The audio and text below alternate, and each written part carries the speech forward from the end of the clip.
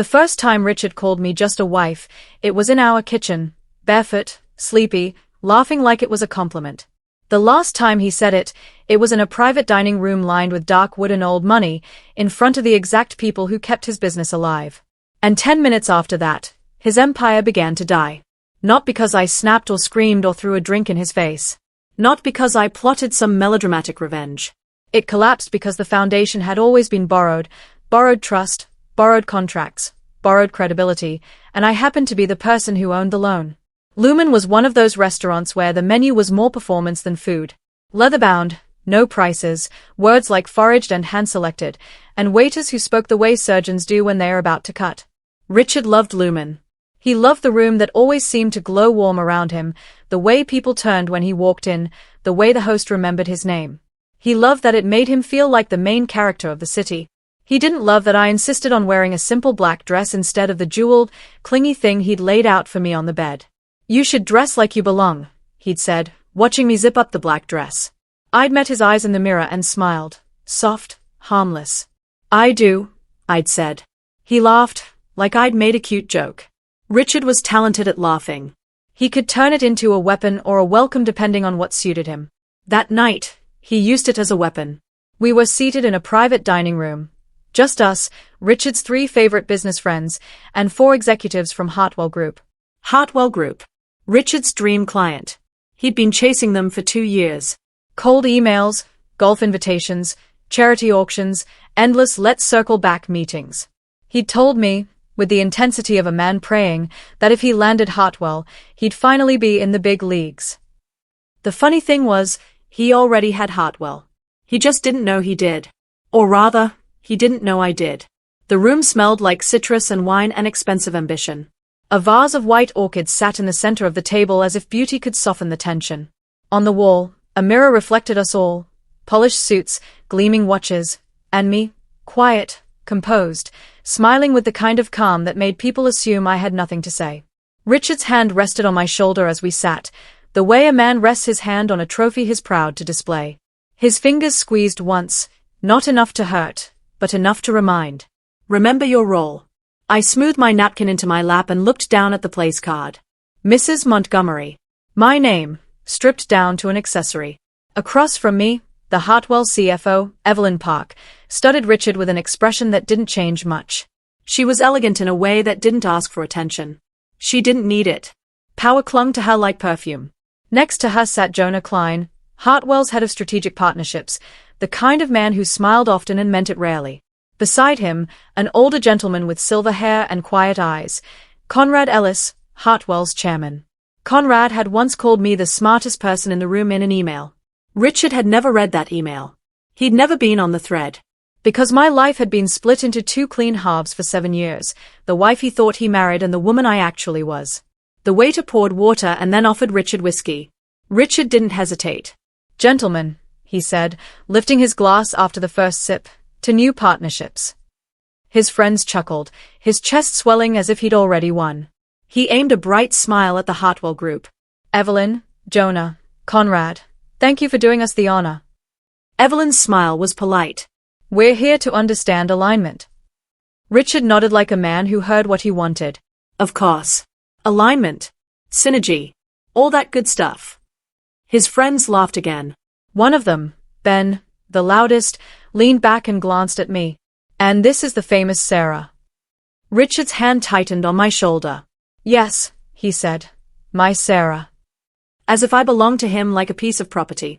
Ben grinned. "You're lucky. My wife thinks she's my CFO." Richard snorted. "God, no. Sarah knows better." I watched Evelyn's eyes shift. Not much, but enough. That tiny pause, that micro-expression, was what I lived for in negotiations. People always told on themselves in the smallest ways. Richard was too busy being charming to notice he'd just lost points. He took another sip, then another. "You know," he said, settling into the mood like a man sliding into warm bathwater, "I've always said a successful man needs 2 things, a vision and a wife who knows her place." His friends chuckled again. They didn't laugh because it was funny. They laughed because laughing was loyalty. I felt every pair of eyes turn to me, some with embarrassment, some with pity, some with curiosity. I lifted my water glass and took a slow sip. I didn't flinch. I didn't glare. I didn't give him the satisfaction of reaction. I'd spent years mastering the art of appearing unaffected. Richard mistook it for acceptance. He leaned forward, warmed by whiskey and male applause. Sarah has perfected the art of being just a wife. The words landed like a slap, even though I'd heard variations of them for years. Just a wife. As if being a wife was a small thing. As if building a home, holding a life, carrying the invisible labor of a partnership was somehow less than. As if I was less than. Richard turned to Conrad. Can you imagine, she once asked me what he bit meant. Ben nearly choked laughing. Richard's face lit up. I had to explain to her that the business world isn't for everyone. Jonah's smile thinned. Evelyn's gaze slid to me, sharper now, like she was finally focusing a lens. Conrad didn't smile at all. But Richard, drunk on himself, didn't notice. He reached across the table and patted my hand like I was a child. Isn't that right, honey? His touch was gentle. His message was not. I set my hand free and kept my smile. Richard, I said softly, perhaps we should talk about the projections. He laughed, loud, delighted, condescending. See? Adorable. She tries. His friends laughed with him. He looked at the Hartwell group as if inviting them into the joke. Next thing you know, she'll be asking about market volatility. I could feel a change in the room, the air thickening, the energy shifting. Evelyn set her fork down. Actually, she said, her voice calm, I would be interested in Sarah's perspective. Richard waved his hand dismissively. Oh, Evelyn, don't put her on the spot. Sarah's expertise is dinner parties, charity galas, that sort of thing. I watched Jonah glance down at his phone. Conrad's gaze held mine for a long moment. In that look, there was a question. Are we doing this? Tonight? I gave him the smallest nod, barely a dip of my chin. Not yet, the nod said. But soon. Richard leaned back, pleased with himself. Behind every great man is a woman who understands she's meant to support from the sidelines. Silence followed. Not the comfortable kind. The kind that feels like a warning. Richard mistook it for awe. He raised his glass again. To Sarah, my perfect wife. No ambitions beyond our home. No silly career dreams. Just, he smiled at me like I should be grateful, just a wife. The word echoed. And somewhere inside me, something that had been quiet for years sat up straight. I didn't erupt. I didn't cry. I simply looked at him and thought, tonight, you're going to learn the cost of underestimating someone you've been living with. The waiter brought another whiskey. Richard accepted it without hesitation. I watched his hand tremble just slightly as he lifted the glass, his tell. The sign that he was sliding into that version of himself I hated, the loud, arrogant, unfiltered Richard who needed to dominate the room to feel alive. I could have stopped him. I could have whispered a warning. I could have nudged him back toward decency. But I was tired. Tired of smoothing over his sharp edges. Tired of being his translator, his excuse maker, his quiet fixer. Sometimes, you have to let someone show the world who they really are. Richard obliged. The dinner dragged. Richard told story after story designed to make him look brilliant and me look small. He joked about the time I got confused by one of his spreadsheets. Actually, I'd corrected it. Privately. Quietly. Because I didn't want to bruise his ego. He laughed about my cute little charity work. The work he thought was volunteer organizing, not the network building and capital steering that had kept half the city's businesses afloat. He made a comment about how women get emotional in negotiations. Evelyn's expression stayed polite, but her eyes turned colder each time. Jonah's phone buzzed. He checked it once. Twice. Conrad watched Richard with the stillness of a judge. At one point, Richard leaned toward Conrad with a grin. You know what I love about my wife? She doesn't compete with me. My smile didn't change. Inside, I thought, oh Richard, I don't compete with you. You're not in my league. The only reason he hadn't felt that truth yet was because I'd kept the scoreboard hidden. Then Richard said the thing that made the room go dead. He lifted his glass, his voice louder now. Honestly, I don't even know why women want to run companies. It's not natural. They are better at support roles, home, family, events. Sarah gets it. She's accepted her limitations. The word limitations hung in the air like smoke. Evelyn placed her napkin neatly on the table. Jonah's jaw tightened. Conrad's eyes narrowed, just a fraction. And I realized the timing had arrived, not because I forced it, but because Richard had dragged it here with his own mouth. My phone vibrated in my lap. A single message from my chief legal officer. All documents executed. Board votes secured. Press release queued for 9 a.m. I didn't need to respond. The machine was already moving. Richard was too busy basking in his own cruelty to notice the shift in my posture, the way my shoulders straightened, the way my smile sharpened. I reached for my water, took a sip, and set it down with deliberate control. Then I stood. "Excuse me," I said lightly. "Powder room." Richard waved me off. "Of course, darling. Go fix your lipstick." His friends laughed. I walked out of the private dining room with my head high, passing waiters and diners and the soft golden glow of the restaurant. In the hallway, away from Richard's voice, I allowed myself a breath. Not because I was fragile. Because I was about to do something irreversible. In the powder room, the mirror reflected a woman who looked calm, composed, perfectly put together. It didn't show the storm behind my ribs. I reapplied lipstick, steady hand, precise line, then checked my phone again. Another message this time, from Conrad. "If you want us to move tonight, say the word." I stared at it. We had planned for morning. A clean, strategic announcement at market open. Controlled narrative. Maximum impact. But Richard had done something tonight he hadn't done in a while. He had embarrassed me publicly with full confidence that he could. In front of people whose respect mattered, not because I needed it, but because they were evidence. They were witnesses. And I realized, I wasn't doing this because he mocked me. I was doing this because he didn't even consider the possibility I was capable of more. Because he had built a marriage on a story where he was the sun and I was the moon, reflecting his light, never shining my own. I typed back. "Not tonight. Morning. Let him sleep. Let him believe." A pause. Then Conrad replied. "Understood. You're in control." I smiled at the mirror. Yes. I was. When I returned, Richard was mid-monologue. "And that's why I say, if you want a stable home, you don't marry a woman with ambition," he said, gesturing with his glass. "You marry someone like Sarah. She's content to be taken care of." Evelyn's eyes flicked to me as I Saturday. I met her gaze and offered a tiny smile, one that said, "I hear you. I see what you see. Just watch." Richard reached over and squeezed my knee under the table, possessive and performative. "You okay?" he asked loudly, as if he cared. "Fine," I said softly. "Good." He turned back to the table. "Because the men in this room, real men, understand their wives don't need to be CEOs to be valuable." It was incredible, the way he could insult and still expect applause. His friends gave him half-laughs. Even they were getting uncomfortable now. The Hartwell people didn't laugh at all. Richard didn't notice. He leaned toward Jonah.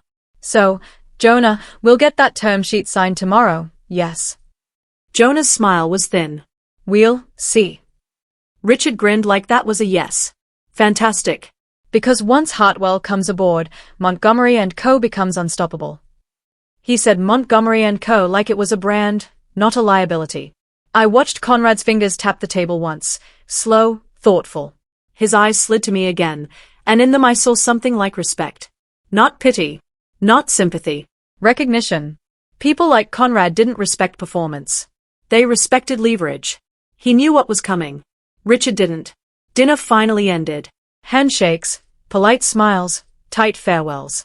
Evelyn shook Richard's hand with professional precision. Then she turned to me and held my hand a second longer than necessary. "It was nice to see you, Sarah," she said, voice quiet enough that only I could hear the edge. "I hope you're treated with the respect you deserve." I looked at her, truly looked, and answered honestly. "Thank you," I said. "I am."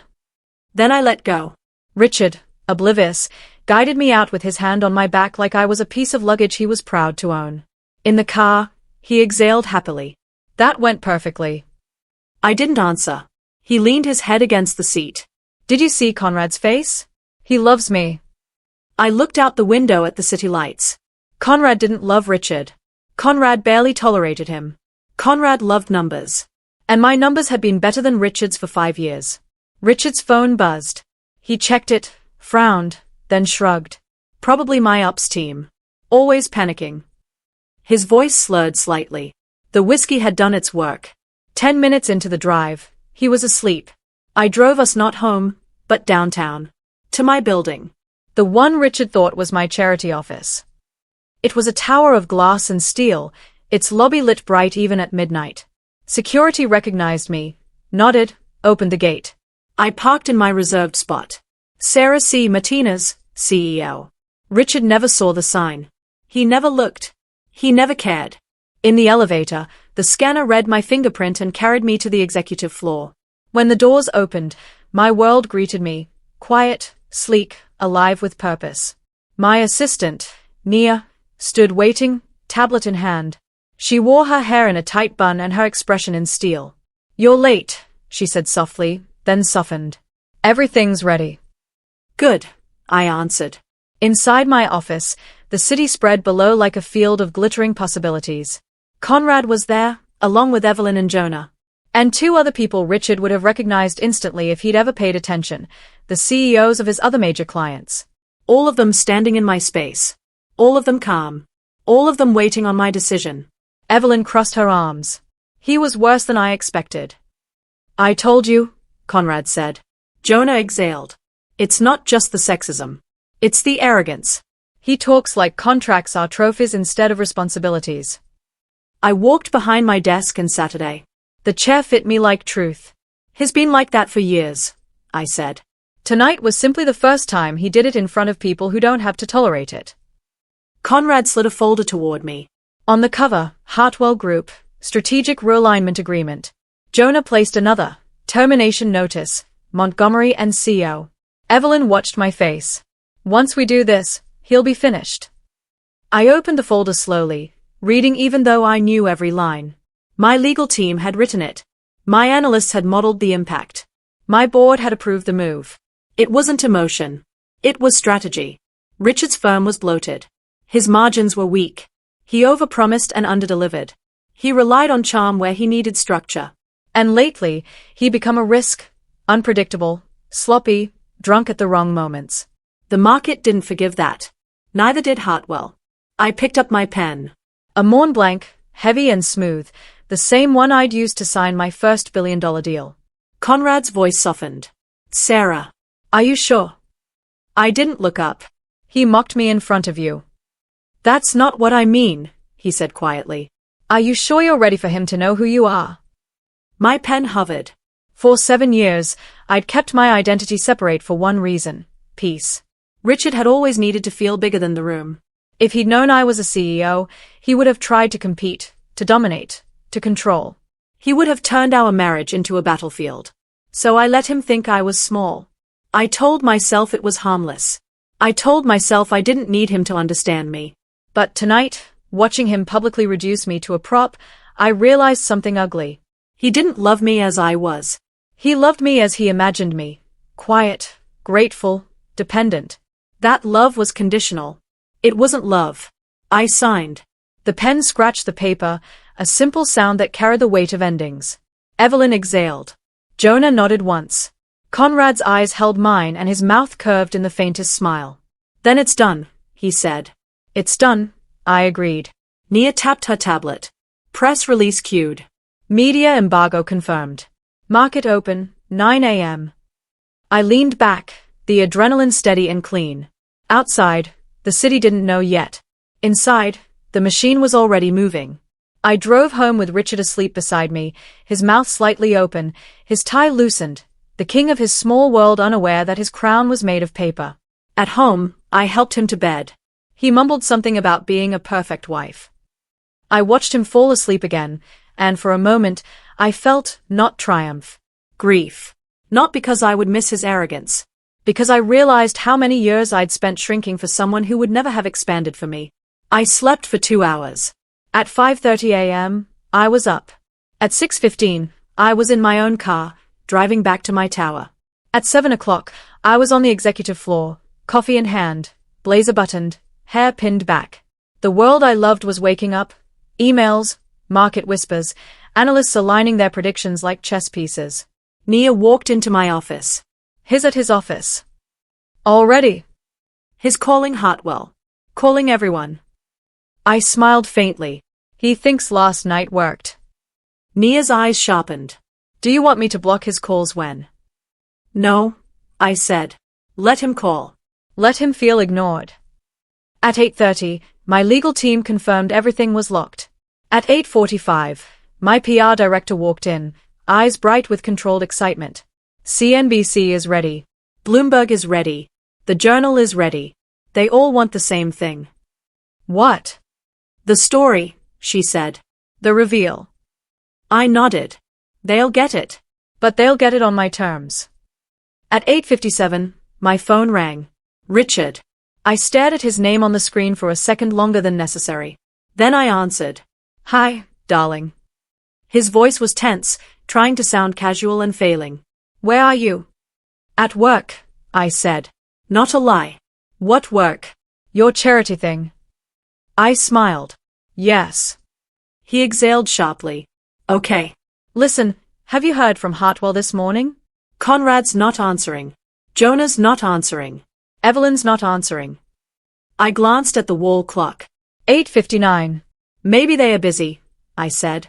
They are never too busy, he snapped, then corrected himself, softening. I mean, today's important. They are supposed to sign. The opening bell was 1 minute away. Richard, I said, voice gentle, turn on CNBC. What? Why would I? Sarah, this is serious. Turn it on, I repeated, still gentle. I heard the shuffle of movement, the click of a remote. Then the anchor's voice, faint through the phone. Breaking news this morning in the financial sector. My trading floor screens lit up with the press release, my company logo appearing clean and undeniable. Martinez Capital Partners announces exclusive strategic acquisition of key contracts previously held by Montgomery & Co. Richard's voice went very quiet. What is that? The anchor continued, led by CEO Sarah C. Martinez. On the phone, I heard Richard inhale like he'd been punched. Sarah, he whispered. Sarah C. Martinez.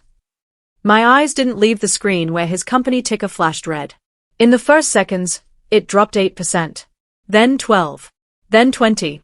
Richard's voice cracked. That's you? It's me, I said. He made a strangled sound. No, that's not possible. Why? I asked calmly. Because women don't have the killer instinct. Silence. Then, in the background, I heard glass shatter.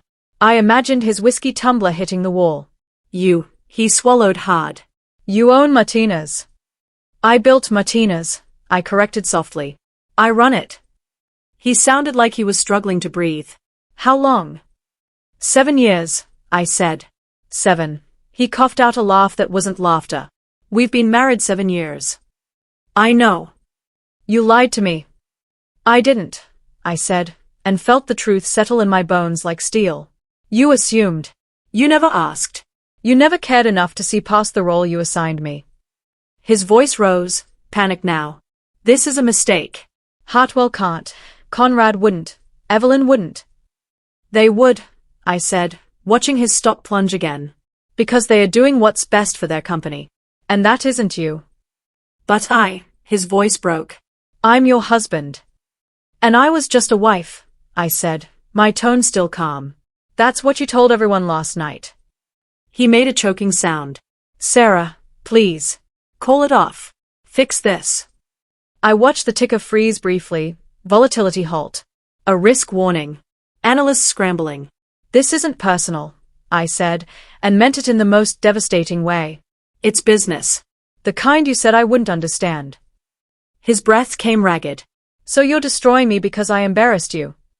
No, I said. You're being destroyed because you built a company on arrogance and neglect.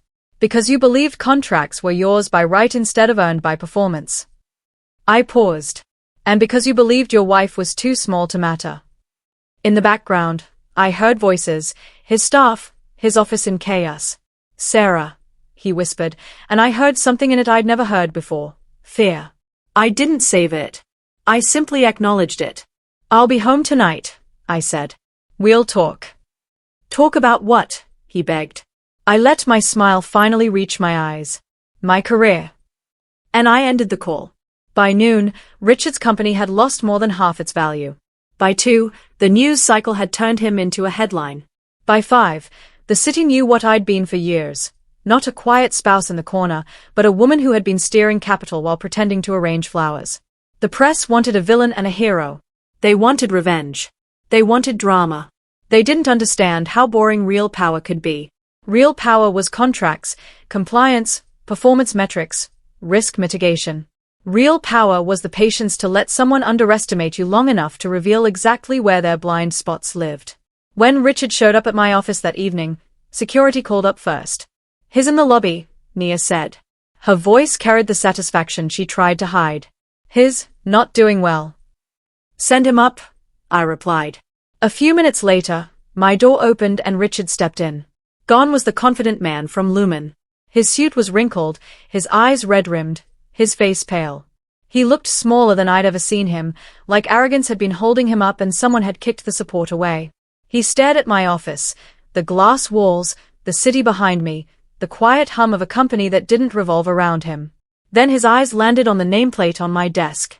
Sarah C. Martinez, CEO. His voice came out rough. "This is real." I stood, walked around the desk, and stopped a comfortable distance away. "Yes," I said. He swallowed. "All those nights, those charity events." "Business events," I corrected. "You were meeting." "Clients," I said. "Boards. Investors. Regulators. People you assumed were social climbers." Richard's hands flexed like he didn't know what to do with them. "Why didn't you tell me?" I looked at him for a long moment. "I tried," I said quietly. "In small ways. Little offers. Suggestions. Questions. But every time I reached toward you as an equal, you pushed me back into the role you preferred." He flinched. "That's not." "It is," I said, voice still controlled. "Last night, you didn't just mock me. You revealed what you believed. That I exist to support you. That my mind is decorative. That my value is how well I play small." His shoulders sagged. "I didn't mean it like that." "But you did," I said gently. "Meaning lives and patterns, Richard. Not apologies." He took a step closer, desperation in his eyes. "You've ruined me." I tilted my head. "No." "I didn't." He blinked. "You ruined you," I said. "You let your ego drive your decisions. You treated people like props. You thought respect was automatic because you were loud. You ignored warnings because you didn't think you needed to listen." His voice cracked. "I didn't think I'd lose everything. And I didn't think I'd spend 7 years shrinking," I replied. The words sat between us like a final piece on a chessboard. Richard's eyes flicked around the office again. "So what now? You divorce me?" "You take everything." I exhaled slowly. This was the part people expected to be triumphant. The part where I would deliver a cutting monologue and slam the door on him forever. But life wasn't a movie. Life was complicated. And heartbreak didn't vanish just because someone deserved consequences. "What happens now," I said, "is you stop pretending this is something you can negotiate with charm." He winced. "You decide who you want to be," I continued. "A man who blames his wife for his collapse, or a man who finally understands that power doesn't always look like you." Richard's eyes filled with something like shame. "I'm sorry," he whispered. I believed he meant it. And I also knew, being sorry didn't undo years. "I'm not here to punish you," I said. "I'm here to stop punishing myself." He stared, swallowing hard. "Do you still love me?" That question, soft, frightened, hit harder than the insults. Because love was the thing that had kept me quiet for so long. Love, and hope, and the stubborn belief that if I just stayed patient, he might grow. I looked at him, really looked. I saw the man I'd married. The charm. The ambition. The insecurity under the arrogance. And I saw the truth. "I love the version of you I thought you could become," I said softly. "But I can't keep waiting for you to arrive." His face crumpled. I didn't gloat. I didn't smile. I simply said, "We'll speak with attorneys." He flinched again, then nodded, defeated. Before he turned to leave, he paused, his hand on the doorframe. "You were right there," he said, voice raw. "All this time. And I never saw you." I held his gaze. "No," I said. "You saw what you wanted to see." The door closed behind him. And for the first time in 7 years, my office felt like mine without any shadow attached to it. 3 months later, I sat in the same chair, reviewing quarterly reports with Nia and my CFO. Martina's capital had grown, not just because we'd acquired new contracts, but because the world loves a narrative. People wanted to bet on the woman who'd been underestimated. I didn't correct them when they called it revenge. I didn't waste energy explaining that it was strategy. Let them simplify it if it helped them understand the headline. Inside, we were doing real work, funding companies led by people who didn't fit the traditional mold of power. Building systems that didn't rely on ego. Creating a culture where respect wasn't a prize you handed out to loud men in suits. The divorce papers sat on my desk in a folder. Clean. Simple. No drama. Richard had tried to fight at first, tried to claim ownership, tried to argue spousal rights.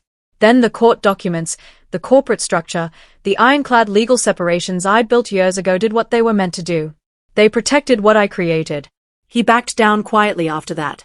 The last message I received from him came late one night. I'm sorry I never saw you. I stared at it for a long time. Then I typed, I see me now. And I let that be enough. That morning, a journalist from a major magazine sat across from me, recorder on the table, eyes bright. What did it feel like, she asked, to go from just a wife to one of the most influential CEOs in the city overnight? I smiled, because the question was almost funny. Overnight. I repeated. She nodded eagerly. I leaned back and looked out at the skyline. The truth, I said, is that nothing happened overnight. She blinked. I built this deal by deal, I continued. In conference rooms. In late-night strategy calls. In rooms where people assumed I was an assistant until I spoke. In dinners where I was dismissed as decoration. I paused. The only thing that changed overnight, I said, turning back to her, was that the world finally looked where it had never bothered to look before. Her pen hovered. And your husband. I held her gaze. He taught me something valuable, I said calmly. What? That underestimation is a kind of freedom, I answered. When people decide you're small, they stop guarding their power. They show you their blind spots. They hand you their leverage without realizing it. The journalist nodded slowly, like she was hearing something that would change how she saw everything. And when he mocked you, did you feel angry? I thought about Lumen. The mahogany walls. The laughter. The way Richard squeezed my shoulder like I was his. I thought about the years of silence. I thought about the moment I signed my name and felt the weight of truth settle into place. Yes, I said simply. I felt angry. I didn't say it like a confession. I said it like a fact. But I didn't act from anger, I added. I acted from clarity. The journalist sat back, impressed. And if you could say one thing to every woman who has been called just a wife, what would it be? I smiled, not sweetly this time, but sharply. I knew exactly what I would say. I'd been living the answer for years. Being just a wife is not small, I said. But if someone uses it to shrink you, to silence you, to make you feel like your mind doesn't count, then remember this, the quietest person in the room is often the one holding the real power. I paused, letting it land. Sometimes, I finished, the biggest fall begins with the smallest assumption. Outside, the city moved like it always did, unaware, relentless, hungry. Inside, I turned back to my work. There were companies to build, futures to fund, women to hire, systems to change. Richard had spent years teaching me my place. He just hadn't realized I was choosing it. And now? Now I was done pretending to be anything less than what I had always been.